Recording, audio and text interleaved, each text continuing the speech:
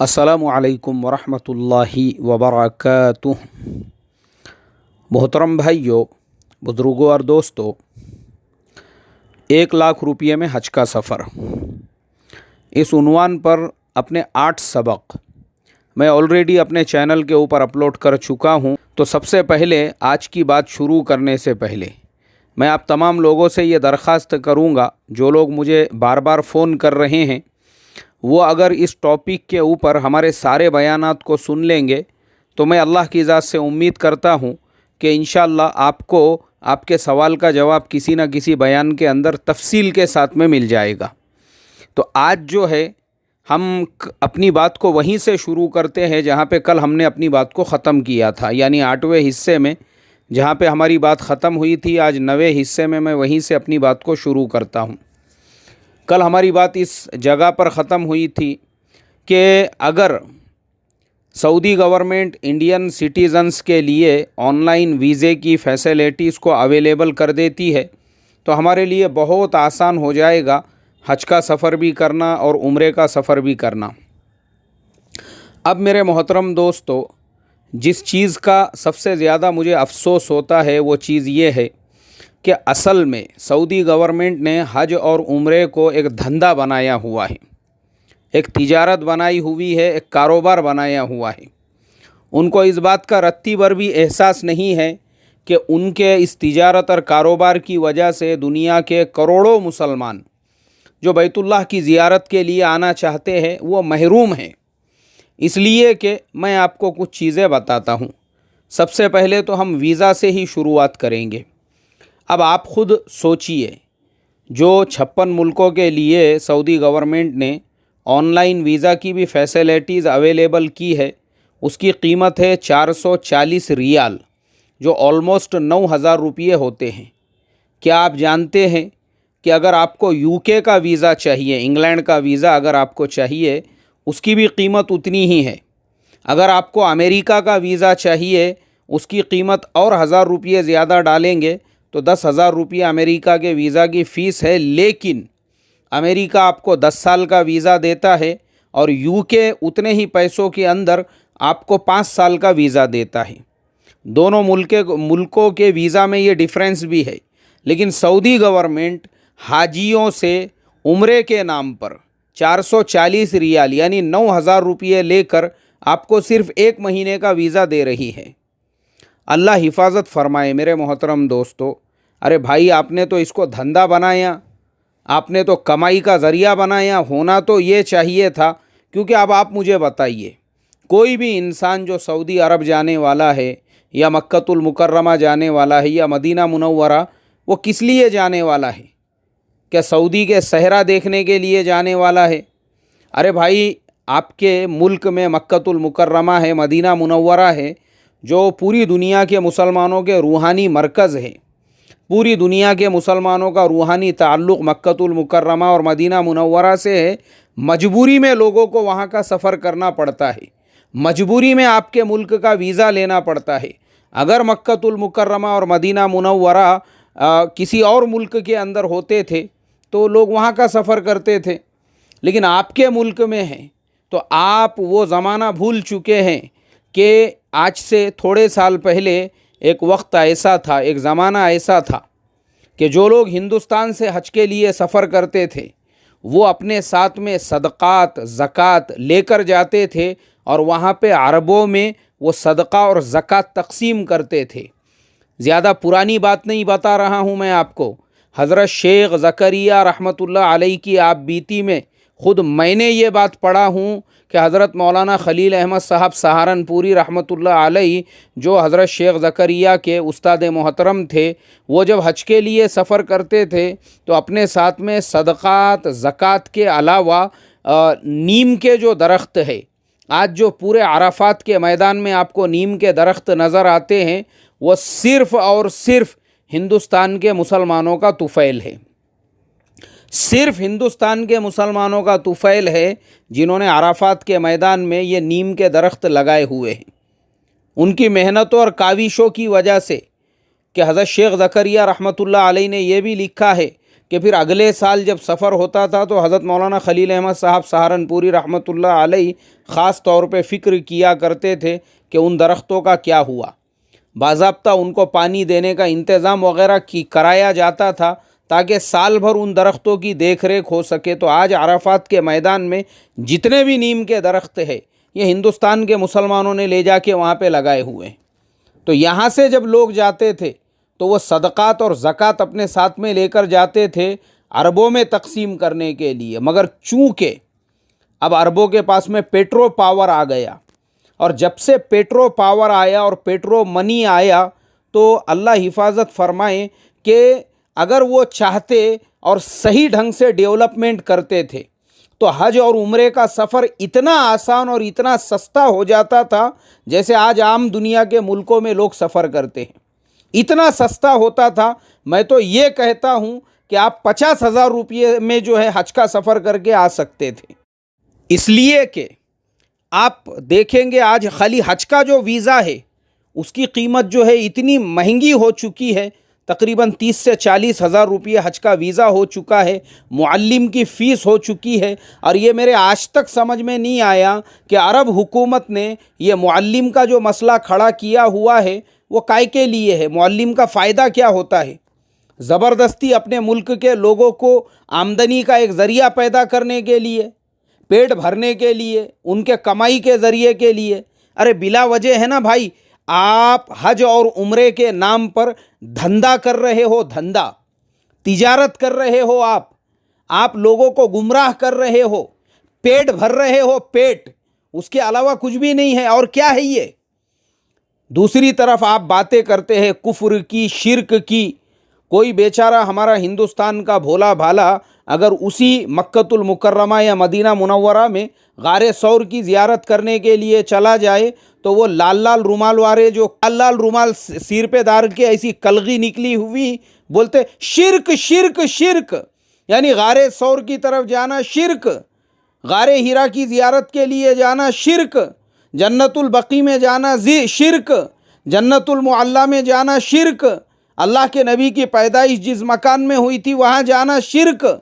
अल्लाह हिफाजत फरमाए, ये सब शिर्क है, ये सब मालूम है तुमको शिर्क है।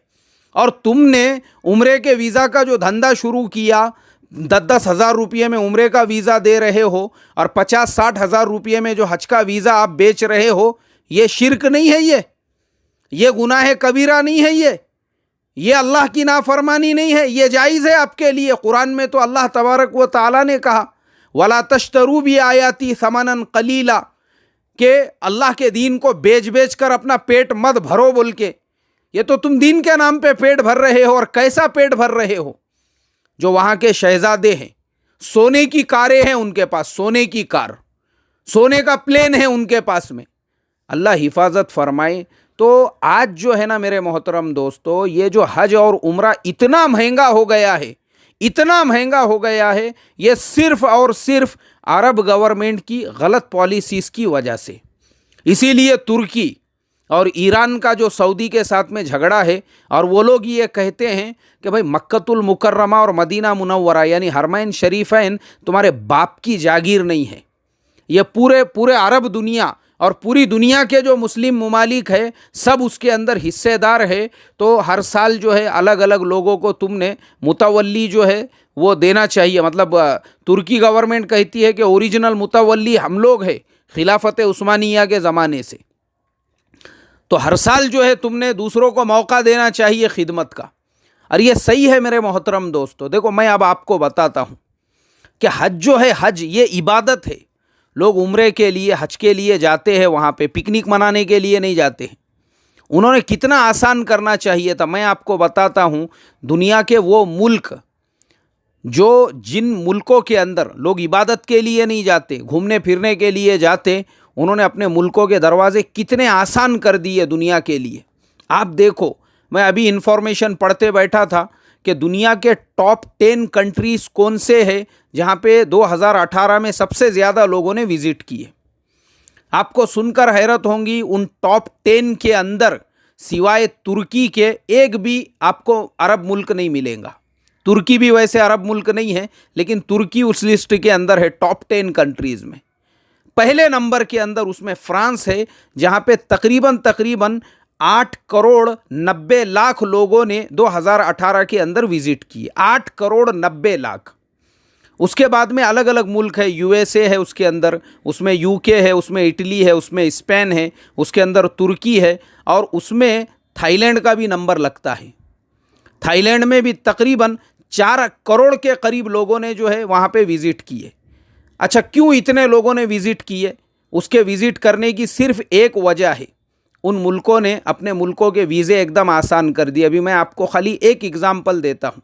थाईलैंड हो गया, मलेशिया हो गया, उसके अतराफ़ के सारे ममालिक हो गए।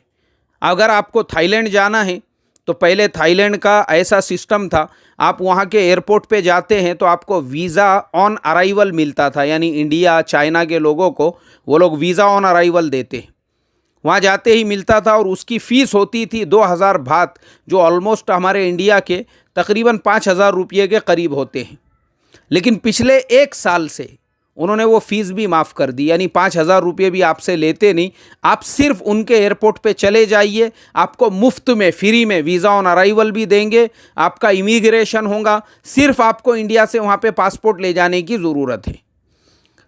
हज़ारों लोग रोज़ाना वहाँ पे पहुँच रहे हैं, लाखों लोग। अब आप सोचो 4 करोड़ लोग, मतलब कितने लोग हो गए। तो उन मुल्कों के अंदर उन्होंने आने वालों के लिए वो फैसिलिटीज़ की। क्या फैसिलिटीज़ की?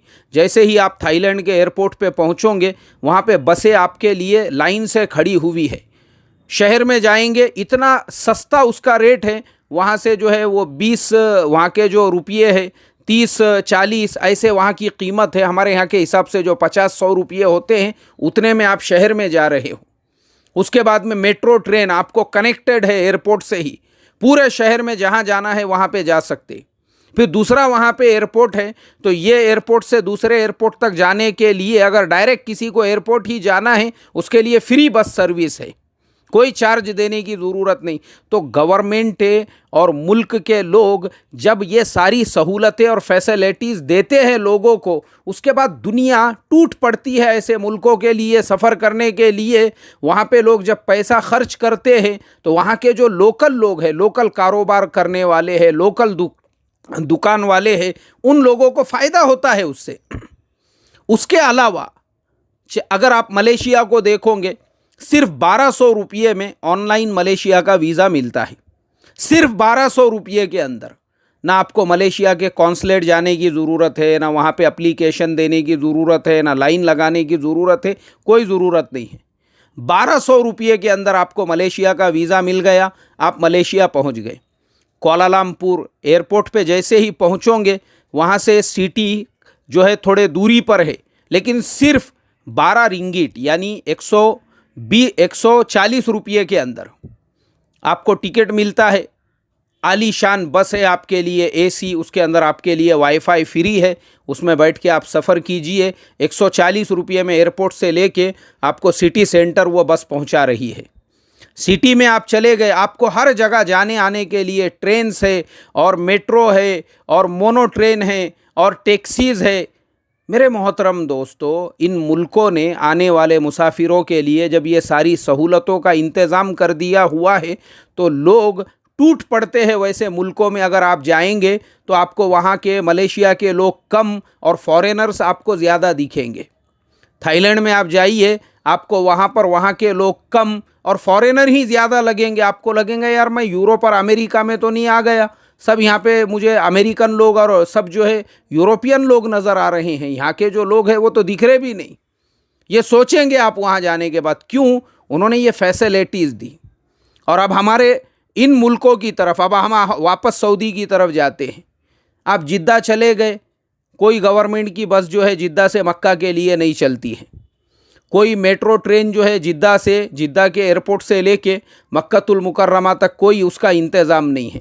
हालांकि होना ये चाहिए था, अरे भाई आपके यहाँ पे बसें चलती, जो बेचारे गरीब लोग हैं उनमें उतनी ताकत नहीं है कि वो जो है पूरी टैक्सी करके मक्का से जिद्दा से मक्कातुल मुकर्रमा तक जा सके।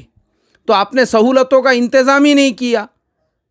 इसके लिए, क्योंकि ये जो गवर्नमेंट है हमारे, अरे आपने ऐसा इंतज़ाम करना चाहिए था कि उम्रा का वीज़ा फ्री, लीजिए उम्रे का वीज़ा फ्री। अगर उम्रे का वीज़ा जब थाईलैंड में अय्याशी करने के लिए जाने वालों के लिए वहाँ का वीज़ा फ्री है, तो ये तो इबादत के लिए लोग जा रहे हैं, फ्री करना चाहिए था आपने। ये मौल्लिम कहाँ से लेकर आए बीच में, ज़बरदस्ती मौल्लिम को घुसाए, काहे का ये मौल्लिम का खर्चा।